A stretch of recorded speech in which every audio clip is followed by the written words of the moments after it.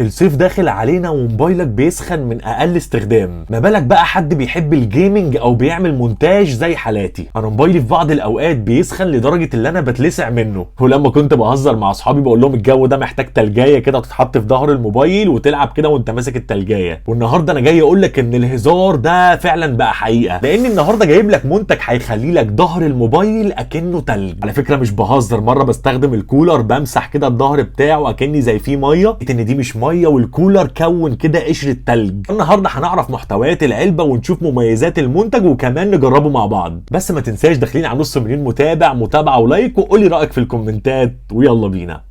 اول حاجه بتيجي في العلبه هو الكتالوج او المانيوال بتاع المنتج. تاني حاجه بتيجي مع المنتج وهي صوابع بابجي بيقولوا عليها، ولكن هي صوابع اي لعبه ممكن تنزلها على الموبايل زي ما مرسوم على الكيسه دي بالظبط. بتستخدمه في الصباعين اللي انت بتلعب بيهم عشان يسهل عليك التاتش. جايه مع العلبه الكيسه دي، تعالوا نشوف فيها ايه. المنتج زي ما هنشوف مع بعض دلوقتي هو ماج سيف، يعني بيلزق بالماجنتيك على موبايلات الايفون. طب لو انت موبايلك مش ايفون هتعمل ايه؟ هتستخدم الحاجات اللي جايه لك دي، ودي لازقه وماجنتيك بيركب في ظهر موبايلك عشان يبقى شبه الايفون، وتلزق الكولر عادي في ظهر الموبايل. وهنا جايب لك مناديل عشان تنظف ظهر الموبايل كويس جدا قبل ما تلزق اللزقه. الكيبل اللي بيشغل الكولر وهو تايب سي في تايب سي. اخيرا وليس اخرا الكولر التحفه بتاعنا، وعلى فكره الكولر RGB. وبس كده، اوعى تكون نسيت تعمل لايك وتقول لي رايك في الكومنتات وكمان متابعه. سلام.